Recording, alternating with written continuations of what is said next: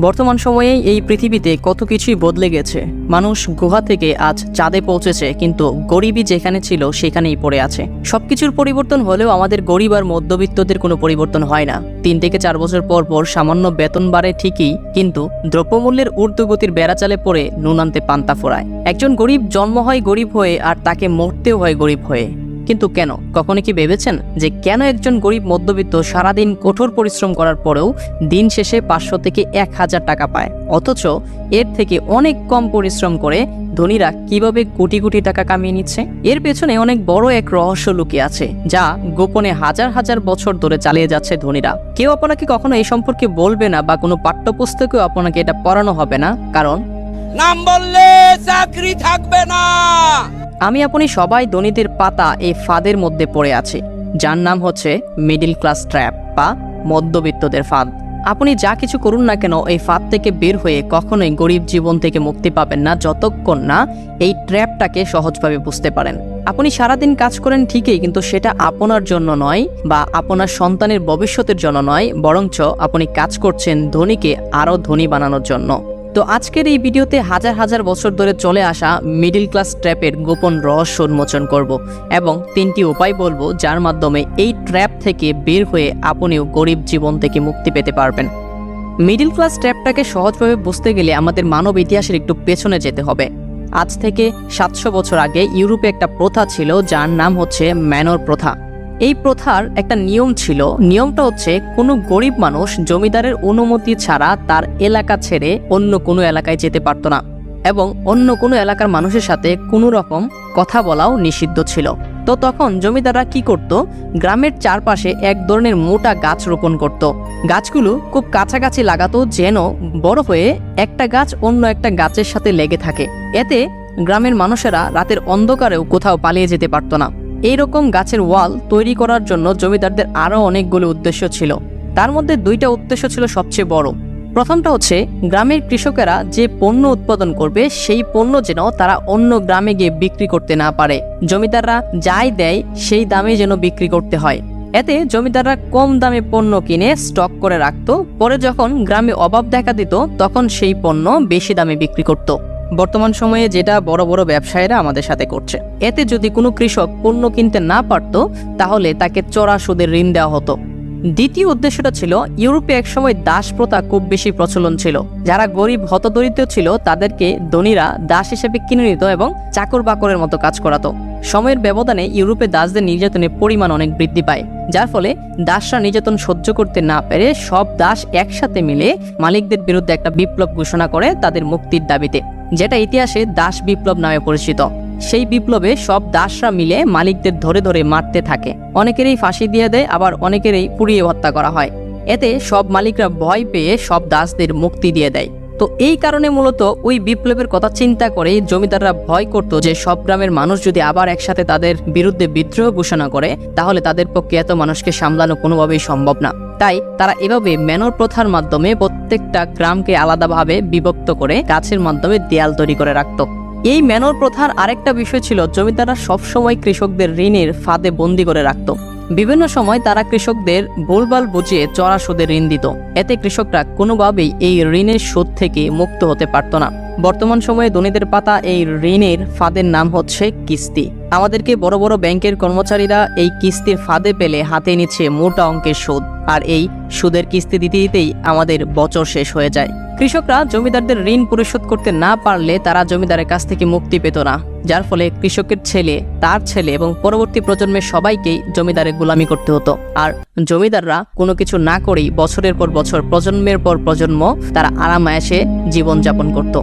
বর্তমান আমাদের আধুনিক সমাজে সেই ম্যানর প্রথা নেই ঠিকই, কিন্তু ধনীরা আমাদের একটা শৃঙ্খলের মধ্যে বন্দী করে রেখেছে, যে শৃঙ্খলের জন্য আমরা তাদের বিরুদ্ধে চাইলেও কিছু করতে পারি না।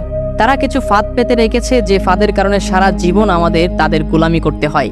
তার অন্যতম একটি ফাঁদ হচ্ছে আমাদের এই বর্তমান সময়ের পোর এডুকেশন সিস্টেম বা গরিবী শিক্ষা ব্যবস্থা। আমাদের বর্তমান সময়ের এডুকেশন সিস্টেমটা এমন যে আমরা যদি ধনী হয়েও স্কুল কলেজে ভর্তি হই, তাহলে এখান থেকে বের হলে আমাদের গরিব হয়ে বের হতে হয়। আপনি কি কখনো দেখেছেন কোনো ধনী ব্যক্তির সন্তান শিক্ষা গ্রহণ করার পর চাকরি করতে? তারা কখনো ডাক্তার বা ইঞ্জিনিয়ার অথবা সাংবাদিক হতে? বাংলাদেশে প্রাণ রাফেল গ্রুপ, আপনারা সবাই তো বাংলাদেশে প্রাণ রাফেল গ্রুপকে চিনেন। বাংলাদেশে এমন কোনো পণ্য নেই যা তারা তৈরি করে না। এর প্রতিষ্ঠাতা ছিলেন আমজাদ খান চৌধুরী। তার ছেলে যুক্তরাষ্ট্র থেকে পড়াশোনা করে এসেছে। তিনি যুক্তরাষ্ট্র থেকে পড়াশোনা করার পরেও বাংলাদেশে এসে ডক্টর কিংবা জজ ব্যারিস্টার হননি। তিনি তার বাবার বিজনেস সামলাচ্ছেন। এখন বলতে পারেন আমজাদ খানের একমাত্র ছেলে, তিনি যদি চাকরি করেন তাহলে তার বাবার বিজনেস সামলাবে কে? ঠিক আছে, বাংলাদেশের অন্যতম আরেকজন ব্যবসায়ী হচ্ছেন বসুন্ধরা গ্রুপ অব ইন্ডাস্ট্রির মালিক আহমেদ আকবর সুবাহান। তার তো 4 ছেলে, কিন্তু তার একজন ছেলেকেও তিনি কোনো প্রকার ডক্টর, ইঞ্জিনিয়ার বা পাইলট বানাননি। তিনি 4 জন ছেলেকে যুক্তরাজ্য রেখে পড়াশোনা করেছেন। বাংলাদেশের সব বড় বড় ব্যবসায়ী এবং কর্মকর্তারা চায় তার ছেলেমেয়েরা যেন পড়াশোনা করে একজন ব্যবসায়ী হয়। অথচ আমাদের দেশের শিক্ষা ব্যবস্থা এবং আমাদের বাবা মা ছোটবেলা থেকে শিখায় যে পড়াশোনা করে বড় হয়ে চাকরি করতে হবে। ছোটবেলা থেকে আমাদের মাথায় এটা ঢুকিয়ে দেওয়া হয় যে পড়াশোনা করতে হবে শুধুমাত্র চাকরি করার জন্য। আমি কিছুদিন আগে এক ভাইয়ের কাছে খুব চমৎকার একটা গল্প শুনেছিলাম। একবার খুব ঘনিষ্ঠ 2 জন বন্ধু তার ইউনিভার্সিটির পড়াশোনা শেষ করে নিজেদের লক্ষ্য উদ্দেশ্য পূরণের জন্য বেরিয়ে পড়ে। 2 জন 2 প্রান্তে চলে যায় তাদের স্বপ্ন পূরণের জন্য। হঠাৎ 2 বন্ধুর একদিন দেখা হয় প্রায় 20 বছর পর একটা রেস্টুরেন্টের মধ্যে। তখন প্রথম বন্ধুটি দ্বিতীয় বন্ধুটিকে জিজ্ঞাসা করে যে কিরে, কি অবস্থা তোর, কি করিস এখন? তখন দ্বিতীয় বন্ধুটি বলল, এই তো এই রেস্টুরেন্টটা আমি চালাচ্ছি। তখন প্রথম বন্ধুটি বলল, কি তুই রেস্টুরেন্ট খুলেছিস? এত নামি দামি একটা বিশ্ববিদ্যালয় থেকে পড়াশোনা করে তুই রেস্টুরেন্ট চালাচ্ছিস? আমাকে দেখ, আমি একটা মাল্টি ন্যাশনাল কোম্পানিতে জব করি, আমার মাসিক বেতন 1 লাখ টাকা, আর তুই কিনা রেস্টুরেন্ট চালাচ্ছিস? কত ইনকাম করিস তুই?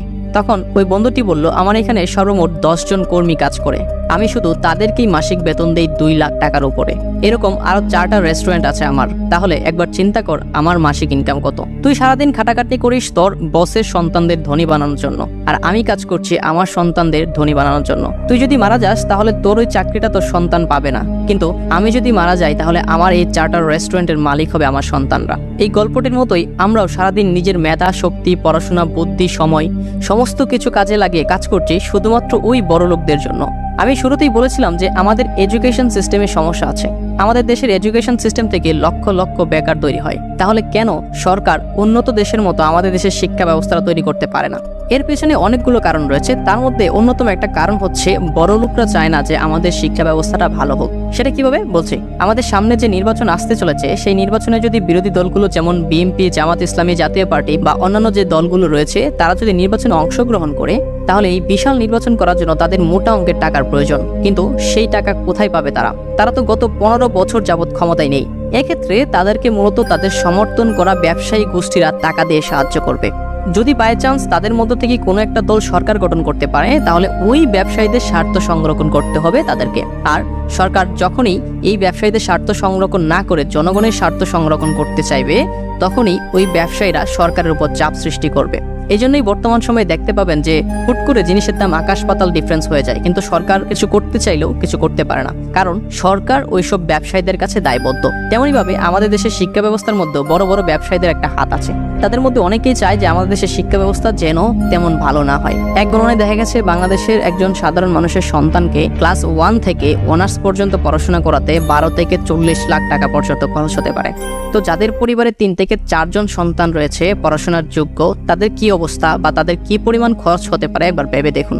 এদিকে পড়াশোনার খরচ চালাতে চালাতে তো গরিব হয়ে যাচ্ছি, অন্যদিকে পড়াশোনা শেষ করেও কোনো প্রকার চাকরি পাওয়া যাচ্ছে না। তখন অবস্থাটা আরো বেশি খারাপ হয়। তারপর 10 থেকে 15 হাজার টাকার জন্য হয় সেলসম্যানের না হয় গার্মেন্টস কর্মী হিসেবে কাজ করতে হয়। এতেও লাভ বড় লোকদেরই হচ্ছে, কারণ তারা কম টাকায় কর্মী পাচ্ছে। যেহেতু আমরা কোথাও চাকরি পাচ্ছি না, সুতরাং তাদের ওইখানেই যত টাকা বেতন দেয় তত টাকাতেই আমাদের চাকরি করতে হয়। একবার চিন্তা করুন, সকাল 8টা থেকে রাত 10টা পর্যন্ত কাজ করে মাসে যদি 15 হাজার টাকা বেতন পাই, তাহলে কি আমরা ন্যায্য মজুরি পাচ্ছি? আমার মনে হয় না। তারপর আবার সেই টাকা দিয়ে তাদেরই চড়া দামের পণ্য আর স্কুল কলেজের ফিস দিতে দিতেই আমাদের জীবন শেষ হয়ে যায়। সবকিছু একটা জায়গাতেই বারবার ঘুরপাক খাচ্ছে, সব লাভের অংশই তারাই নিয়ে যায়। যাই হোক, এই গেল মূলত একটা ট্র্যাপ, যে ট্র্যাপটা শত বছর ধরে ধনীরা পেতে রেখেছে। দ্বিতীয়টা হচ্ছে, ছোটবেলা থেকে আমরা সবাই টাকার পেছনে ছুটি।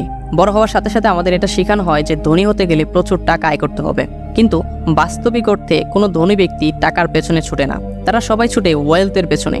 ধনীদের এই ট্র্যাপটাকে বুঝতে হলে আমাদের আগে মানি এবং ওয়েলথের মধ্যে ডিফারেন্সটা বুঝতে হবে। মানির মানে হচ্ছে টাকা আর ওয়েলথের মানে হচ্ছে সম্পদ। এখানে সম্পদ বলতে অ্যাসেটসকে বোঝানো হচ্ছে।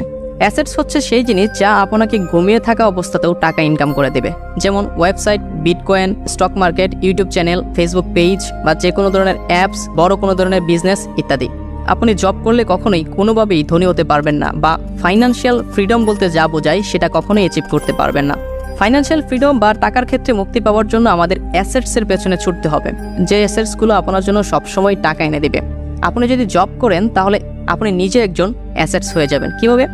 বড় বড় কোম্পানির মালিক একটা কোম্পানি তৈরি করে দেয় এবং সেখানে কিছু এমপ্লয়ি কাজ করে।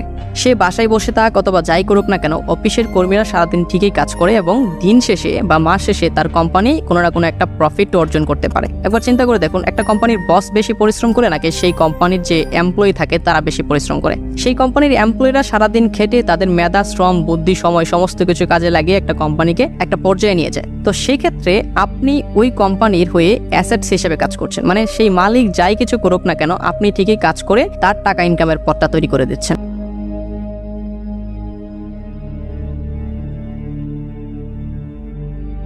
তৃতীয় যে বিষয়টা নিয়ে কথা বলবো সেটা হচ্ছে সোসাইটি নিডস প্রবলেম সলভিং। এই পৃথিবীতে অনেক ধনী ব্যক্তি আছে যারা শুধুমাত্র এই একটা বিষয়ের উপর নির্ভর করে কোটি কোটি টাকা কামাচ্ছে। এই তো কিছু বছর আগে আমরা যদি দূরে কোথাও বা কারোর সাথে কথা বলতে চাইতাম তাহলে এর একমাত্র মাধ্যম ছিল চিঠি। এতে আমাদের সময় অনেক বেশি লাগতো, আবার মন খুলে কথা বলতে পারতাম না। এটা আমাদের সমাজের একটা অন্যতম সমস্যা ছিল। তো সেই সমস্যার সমাধান করেছে মূলত মোবাইল ফোন। আর এই মোবাইল ফোন কোম্পানিগুলো প্রতি বছরে কত হাজার হাজার কোটি টাকা আয় করছে সেটা একবার চিন্তা করে দেখুন। মোবাইল ফোনগুলো আসার পর থেকে আমাদের আরেকটা সমস্যা ছিল যে মোবাইলে কথা বলতে গেলে বেশি পরিমাণে টাকা ব্যয় হতো বা বেশি পরিমাণে টাকা খরচ হতো। তো সেই সমস্যার সমাধান করেছে মূলত ইন্টারনেটের মাধ্যমে বিভিন্ন অ্যাপস যেমন ফেসবুকের মাধ্যমে অল্প খরচে ঘন্টার পর ঘন্টা কথা বলা যায়। এটা আমাদের সমাজের আরেকটা প্রবলেম ছিল, যে প্রবলেমটা সমাধান করেছে ফেসবুক আর বিভিন্ন ধরনের মেসেঞ্জার অ্যাপসগুলো। আর এই ফেসবুক কত কোটি টাকার মালিক তা আপনারা সবাই জানেন। তো যারাই মূলত মানুষের বিভিন্ন ধরনের সমস্যাগুলোকে সহজভাবে সমাধান দিয়ে সেই প্রবলেমটাকে সলভ করেছে তারাই মূলত কোটি কোটি টাকা আয় করছে। তো বড় বড় ধরনের কোম্পানিগুলো এবং বিজনেসম্যানরা এটাই চেষ্টা করে মানুষের বিভিন্ন সমস্যাগুলো এবং জীবনযাপনকে কিভাবে সহজ করে দেওয়া যায়, তারা সেই বিষয়টার উপর ফোকাস করে এবং তারা মানুষের বিভিন্ন সমস্যাকে সমাধান করে দিয়ে মানুষকে আগে সেখানে অভ্যস্ত করার পর সেখান থেকে কোটি কোটি টাকা আয় করে নেয়। এই বিষয়ের উপর আমি একটা বিস্তারিত ভিডিও বানাচ্ছি, যেটা দেখে আপনার মাথা চমকে যেতে পারে। আপনার নিজের ধনী হওয়ার রাস্তাটা আপনি নিজেই ক্রিয়েট করতে পারবেন।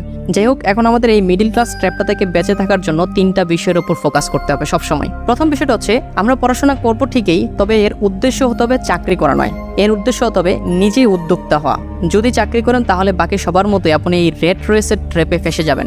দ্বিতীয় বিষয়টা হচ্ছে, যে কোনো উপায়ে আপনাকে 5 থেকে 6টা অ্যাসেটস তৈরি করে রাখতে হবে, যে অ্যাসেটসগুলো আপনার ঘুমিয়ে থাকা অবস্থাতেও টাকা আয় করে দেবে।